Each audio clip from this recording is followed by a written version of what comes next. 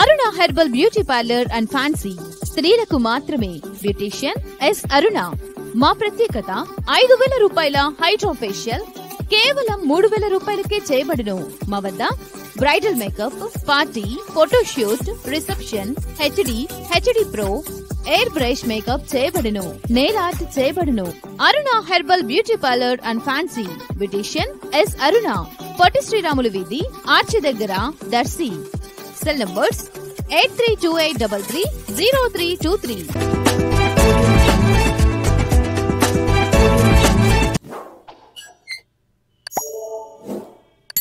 వైకుంఠ ఏకాదశి పర్వదినం సందర్భంగా పొదిల్లోని విష్ణుమూర్తి ఆలయాలు తెల్లవారుజాము నుంచి భక్తులతో పోటెత్తాయి. స్థానిక వెంకటేశ్వర స్వామి దేవాలయం నందు తెల్లవారుజాము నుంచి ప్రత్యేక పూజా కార్యక్రమాలను చేపట్టారు.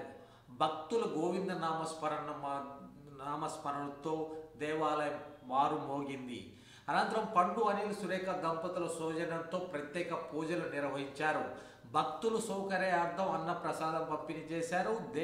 దేవస్థానం కార్యనిర్వాహకులు వెలిశెట్టి వెంకటేశ్వర్లు, వెక్కిలి శేషగిరిరావు ప్రత్యేక ఏర్పాట్లు చేశారు.